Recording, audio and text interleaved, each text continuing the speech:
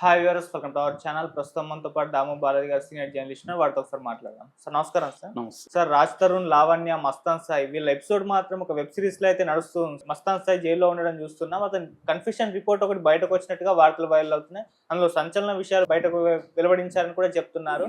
మరి confusion report లో ఏముంది? ఈ ఇష్యూ పైన మీ ఒపీనియన్స్? మస్తాన్ సాయి అరెస్ట్ తర్వాత అతని హార్డ్ డిస్క్లో 200 వీడియోలు 300 వీడియోలు ఉన్నాయని, హీరోయిన్లు ఉన్నారు, అందులో న్యూడ్ వీడియోస్ ఉన్నాయని, అతను చాలామందిని డ్రగ్స్ ఇచ్చి వాళ్ళకి తెలియకుండా వీడియోలు తీశాడని ఇలాగంతా మీడియాలో విపరీతంగా వార్తలు వచ్చాయి. దాని తర్వాత నార్సింగ్ పోలీస్ స్టేషన్లో డిఐ శ్రీనివాస్ని ట్రాన్స్ఫర్ చేశారు. ఈ అమ్మాయి అతన్ని కూడా ట్రాప్ చేసింది, లావణ్య. ఆ వీడియో కూడా బయటకు వచ్చింది. సో లావణ్య, మస్తాన్ సాయి, శేఖర్ భాష వీళ్ళ ముగ్గురు అనేక వీడియోలు, ఆడియోలు బయటికి తీయడం, బయట పెట్టడం ఇవన్నీ చేస్తున్నారు. ఇందులో ఇప్పుడు కొత్తగా బయటకు వచ్చింది ఏంటంటే, మస్తాన్ సాయిని కోర్టు ద్వారా 3 రోజులు కస్టడీకి తీసుకున్నారు పోలీసులు. ఇందులో నార్కోటిక్స్ కూడా ఎంటర్ అయ్యారు. నార్కోటిక్ బ్యూరో వాళ్ళు కూడా ఎంటర్ అయ్యారు. ఎందుకంటే ఇది డ్రగ్ రిలేటెడ్ కాబట్టి నార్కోటిక్స్ బ్యూరో కూడా ఎంటర్ అయ్యారు. సో వీళ్ళు ఇప్పుడు ఇతన్ని ఈ 3 రోజులు ఇంట్రాగేట్ చేసినట్టుగా చెప్తున్నారు. ఈ 3 రోజుల్లో వాళ్ళు ప్రధానంగా ఇంట్రాగేట్ చేసింది ఒకటి, డ్రగ్స్. నువ్వు ఎవరితో డ్రగ్స్ కలిసి తీసుకున్నావు, డ్రగ్స్ ఏమన్నా పెడ్లింగ్ చేసావా, అంటే ఎవరికైనా సప్లై చేసావా, నీకెవరు డ్రగ్స్ సప్లై చేశారు, ఈ విషయాలన్నీ అతన్ని ప్రశ్నించారు. తర్వాత హార్డ్ డిస్క్, అతను ప్రధానంగా హార్డ్ డిస్క్ వల్లనే అతను అరెస్ట్ అయ్యాడు. 4 TB హార్డ్ డిస్క్ని ఈ అమ్మాయి వాళ్ళ ఇంటికి వెళ్ళి దొంగిలించుకొని వచ్చి పోలీసులకి ఇచ్చింది. మామూలుగా అయితే ఈ అమ్మాయి మీద కేసు పెట్టాలి, థెఫ్ట్ కేసు. కానీ అది పెట్టకుండా పోలీసులు ఈ అమ్మాయితో కుమ్మక్కయి డిఐ ఈ అమ్మాయితో ఇదైపోయి ఇతని మీద పెట్టారు. సో ఇప్పుడు హార్డ్ డిస్క్లు ఏమేమి ఉన్నాయి అవన్నీ తన ఎదురుగానే ఫోల్డర్లు ఓపెన్ చేశారని చెప్తున్నాం. మామూలుగా ఇవన్నీ పోలీసులు బయటికి చెప్పేది ఒకటి, లోపల జరిగేది ఒకటి. పోలీసులు అంత బుద్ధిగా అతని ఎదురుగా ఓపెన్ ఎందుకు చేస్తారు? ఆల్రెడీ అవన్నీ చేసేసి ఎక్కడ ఆ వివరాలు అడుగుతారు. ఇది ఎవరిది, ఇది ఎవరిది, ఇది ఎవరిదని అడుగుతారు. ఈ వీడియో ఎవరిది, అందులో ఉన్న అమ్మాయి ఎవరు, ఇవన్నీ అడుగుతారు పోలీసులు. అలాగే చూపించి అడిగారని చెప్తున్నారు. నెక్స్ట్ సాఫ్ట్వేర్ల సంబంధించి ఇతని దగ్గర, అంటే నువ్వేమన్నా హ్యాకింగ్ చేసావా, ఫోన్లు హ్యాకింగ్ సాఫ్ట్వేర్లు ఏమున్నాయి అవన్నీ కూడా ఇతన్ని అడిగారని చెప్తున్నారు. సో ఈ విషయాలు అడిగినప్పుడు ఇతను కొన్ని విషయాలు చెప్పాడు. అందులో హార్డ్ డిస్క్లో 17 ఫోల్డర్లు ఉన్నాయి. 17 ఫోల్డర్లని వీళ్ళు ఓపెన్ చేశారు వరుసగా అతని ఎదురుగా. అందులో 6 మంది వీడియోలు మాత్రం ఉన్నాయి. 200 లేవు, 300 లేవు, 500 లేవు. ఇవన్నీ కూడా మీడియా ప్రచారం. అది పోలీసులే కావాలని మీడియాకి అలా లీక్ చేశారు. లావణ్యకు అనుకూలంగా మీడియాలో ఈ అబ్బాయిని విలన్ చేయడానికి, ఆ అమ్మాయి విక్టిము, ఇతనేదో పెర్పెట్రేటర్ అని చేయడానికి చేసిన వ్యవహారం తప్ప ఇక్కడ అవేమీ లేవు. ఓన్లీ 6 మంది అమ్మాయిల వీడియోలు ఉన్నాయి. 6 మంది కూడా ఎవరు, అతని గర్ల్ ఫ్రెండ్స్, అతని భార్య, వాళ్ళ వీడియోలు ఉన్నాయి. అది కూడా అన్నీ అశ్లీలంగా లేవు, కొన్ని మామూలుగా ఉన్నాయి. మామూలు వీడియోలు ఎక్కువ ఉన్నాయి. 2500 పిక్చర్స్ ఉన్నాయి. ఇప్పుడు మన దగ్గర, నా దగ్గర ఓపెన్ చేస్తే ఇంకా ఎక్కువే ఉంటాయి. ప్రతి సెల్లో నీ దగ్గర చేసినా అంతే ఉంటాయి. ఇవాళ సెల్లో 2000, 3000 పిక్చర్స్ మనకు తెలియకుండానే అవి అయిపోతుంటాయి. వాట్సాప్లో పెడతాం, అవి పిక్చర్ అయిపోతుంది.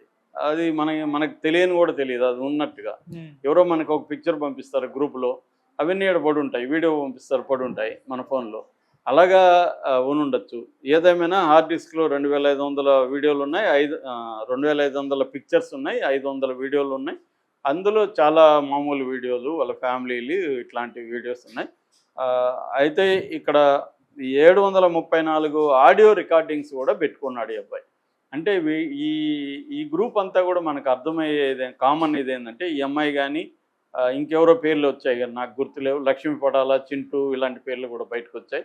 సో వీళ్ళందరికీ కామన్ లక్షణం ఏం కనబడుతుందంటే, ఆడియో కాల్ రికార్డ్స్ చేసి పెట్టుకోవడం, వాళ్ళు దాచిపెట్టుకోవడం, వీడియోలు దాచిపెట్టుకోవడం, ఇవి కనిపిస్తుంది. ఈ జనరేషన్లో ఎక్కువ మంది ఏం చేస్తున్నారంటే, మొన్న ఎక్కడో విన్నా నేను, వాళ్ళ కొత్తగా పెళ్ళైన అమ్మాయి ఆ భర్త ఏం చేసినా సరదాగా చేపట్టుకున్నా కూడా దాని వీడియో తీసి పెట్టుకుంటుందంట.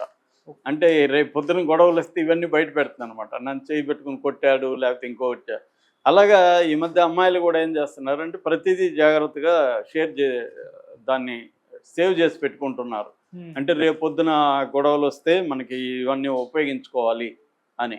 అంటే ఈ ఒక రకమైన అదే లివింగ్ విత్ ఎన్ ఎనిమీ అనే సినిమా ఉంది. అంటే శత్రువుతో భార్యాభర్తలకు కాకుండా ఇద్దరు కాబోయే శత్రువులాగా నివసిస్తూ ఉంటారు. రేపొద్దున మనకు గొడవలు వస్తే ఏం చేయాలి? వీళ్ళు కూడా అదే బ్యాచ్. వీళ్ళందరూ కూడా లావణ్య ఇందులో ఎక్స్పర్టైజ్ కనిపిస్తుంది. ఈ అమ్మాయి క్వీన్ అని చెప్పొచ్చు, బ్యాచ్కి రింగ్ లీడర్. సో అలాగా ఈ అమ్మాయి దాచిపెట్టుకుంది, ఇతను కూడా దాచిపెట్టుకున్నాడు కాల్స్, పరస్పరం కాల్స్ పెట్టుకొని దాన్ని ఎడిట్ చేసి మనకు బయటకు మీడియాకు వదులుతారు. అంటే వీళ్ళ వెర్షన్కి అనుకూలంగా ఆడియోని బయటికి పెడతారు. నిజానికి ఇప్పుడు డీపీక్ టెక్నాలజీ వచ్చినాక ఆడియోని క్లోనింగ్ చేసేయచ్చు. ఇప్పుడు లావణ్య వాయిస్ ఒక 10-20 సెకండ్ల వాయిస్ ఉంటే నువ్వు క్లోనింగ్ చేసేయచ్చు. నీకు కావాల్సిన టెక్స్ట్ పడేస్తే ఆ వాయిస్ లావణ్య వాయిస్ అయిపోతుంది. అది ఈజీ, ఇవాళ పెద్ద విషయం కాదు. 11 ల్యాబ్స్ ఇట్లాంటి సాఫ్ట్వేర్ క్లౌడ్ టెక్నాలజీ వాటిలో మనం చందా కడితే ప్రొఫెషనల్గా మన వాయిస్ క్లోన్ చేయొచ్చు, ఎవరి వాయిస్ అని క్లోన్ చేసేయచ్చు. పెద్ద సమస్య కాదు. ఆడియో క్లిప్పుల మీద అసలు నమ్మలేని పరిస్థితి. వీడియోలు కూడా చేయొచ్చు. వీడియోకి కొద్దిగా ఎఫిషియెంట్ టెక్నాలజీ కావాలి, సొఫిస్టికేటెడ్. అది కూడా పెద్ద విషయం కాదు ఇవాళ, ఎందుకంటే అన్నీ కూడా అందించే ప్లాట్ఫామ్స్ వచ్చేసాయి టెక్స్ట్ నుంచి వీడియోకి కూడా. సో ఏదేమైనా ఈ అబ్బాయి దగ్గర అయితే బీభత్సంగా ఏమీ బయటపడింది లేదు. వాళ్ళ గర్ల్ ఫ్రెండ్స్ ఇద్దరు, భార్య, ఈ ముగ్గురితో తీసుకున్న సెక్స్ వీడియోస్ ఉన్నాయి ఇవాళ. అది కూడా నేను చాలాసార్లు చెప్పాను, కామన్. మనం కానీ ఇంటర్నెట్లో ఇండియన్ సైట్లు చూస్తే 100,000 ఇలాంటివి వాళ్ళే తీసుకున్నవి ఉంటారు. అందులో అమ్మాయిలు కూడా మంచి పెర్ఫామ్ చేస్తూ వాళ్ళకి తెలుస్తుంది, కెమెరా వైపు చూస్తుంటారు, వాళ్ళు కూడా ఫోజులు ఇస్తుంటారు. ఇవన్నీ కామన్ అయిపోయింది. కొంతమంది అమ్మాయిలు అబ్బాయిలు అయితే వాళ్ళిద్దరు కలిసి ఇలా వీడియోలు తీసుకొని మన యూట్యూబ్ ఛానల్ ఎలాగ ఉంటాయి అక్కడ కూడా మన పర్సనల్ ఛానల్ ఒకటి పెట్టుకోవచ్చు. ఆ ఛానల్లో మన వీడియోలు అప్లోడ్ చేస్తే వాళ్ళు కొంత డబ్బులు తీసుకొని మనకు కొంత డబ్బులు ఇస్తారు, యాడ్స్ వస్తాయి కాబట్టి. సో అలాగా చాలామంది న్యూటీ వీడియోల ద్వారా కూడా డబ్బులు సంపాదించే వాళ్ళు చాలామంది ఉన్నారు. ఇద్దరు కప్పులో ఒక అమ్మాయి అబ్బాయి డిసైడ్ అయితే వాళ్ళు వీడియోలు పెట్టుకుంటారు. కొంతమంది ఏమో ముఖాలు కనబడకుండా బాడీలు మాత్రం కనబడేట్టు పెట్టుకుంటే, కొంతమంది ముఖాలు కూడా కనబడుతుంటాయి. సో అలాగా చాలా జంటలు కూడా వెరీ పాపులర్ అలాగా. సో ఇవాళ అది పెద్ద విషయమే కాదు, ఎవరు కూడా పట్టించుకోవట్లేదు ఏమవుతుందన్న ఇది చాలా మందిలో వచ్చేసింది ఇండియాలో. అట్లాగే వెబ్ సిరీస్ కూడా న్యూడ్ వెబ్ సిరీస్ ఫుల్గా ఉన్నాయి ఇప్పుడు. ఒకప్పుడు మనకు ప్రొఫెషనల్గా వీడియోలు తీయడం అనేది నాకు తెలిసి ఫస్ట్ చెన్నైలో ఒక డాక్టర్ తీశాడు, tamil.com అని ఉండేది. అప్పట్లోనే 500 కోట్లు స్కామ్ అని ఆయన అరెస్ట్ చేసి అవన్నీ చేశారు. దాని తర్వాత పెద్దగా ఉండేది లేదు. ఇవాళ నార్త్లో ఈ కల్చర్ బాగా పెరిగింది న్యూడ్ వీడియోలు తీయడం అలాగా. సో ఆ విధంగా అందరూ చేస్తున్నట్టు ఈ అబ్బాయి కూడా చేసి ఉంటాడు, వీడియోలు పెట్టుకొని ఉంటాడు. అది నిజానికి నేరం కాదు. ఆ అబ్బాయి వాళ్ళని బెదిరించో వాళ్ళకి తెలియకుండా తీస్తే నేరం. మొన్న కూడా సుప్రీంకోర్టులో సొంత భార్యతో ఇలా వీడియోలు తీసినప్పుడు ఆ భార్య కోర్టుకు వెళ్ళినప్పుడు ఆ జడ్జి గారు ఏం చెప్పారంటే, ఇలాగా భార్యకి అనుమతి లేకుండా వీడియోలు తీయడం నేరం అని చెప్పాడు. సో భార్య వద్దన్నప్పుడు అతను ఆపేయాలి. అలాగా ఇతను వాళ్ళ అనుమతితో తీసుకొని ఉంటే ఇది రేపు కేసు ఏమీ నిలవదు కోర్టులో. అనుమతి లేదంటే వాళ్ళు కేసు వేసి ఉండాలి. వాళ్ళు ఎవరు వేయలేదు కదా, అమ్మాయిలు ఎవరు కేసు పెట్టలే ఇతని మీద. కాబట్టి ఇప్పుడు వాళ్ళ మీద ఇతని మీదకి ఏముండదు. సో ఇప్పుడు ఈ అమ్మాయి లావణ్య వీడియోసే ఎక్కువ ఉన్నాయని చెప్తున్నారు మళ్ళీ దీంట్లో. అంటే లావణ్య ఇతను కలిసి, లావణ్య కూడా ఇతను గర్ల్ ఫ్రెండ్ అని చెప్తున్నారు. సో లావణ్య వీడియోలే ఎక్కువ ఉన్నాయి దీంట్లో అని చెప్తున్నారు. అంటే లావణ్య వీళ్ళు అందరూ డ్రగ్స్ తీసుకున్నప్పుడు అసలు అనుమతి అనేది కూడా అర్థం ఉండదు, వాళ్ళ స్పృహలో ఉండదు కదా. ఈ మధ్యకాలంలో నేను చాలా వింటున్నాను సర్కిల్స్, ముఖ్యంగా సినిమా రంగంలో మనకు టచ్ చేస్తుంది కాబట్టి. వీళ్ళు ఏం చేస్తున్నారంటే, కొంతమంది అబ్బాయిలు 30,000-40,000 డబ్బులు ఒక 2-3 కలుసుకొని డబ్బులు పోగేసుకొని ఒక డ్రగ్ పార్టీ అరేంజ్ చేస్తారు ఎక్కడో. ఆ డ్రగ్ పార్టీకి అమ్మాయిలను పిలుస్తారు.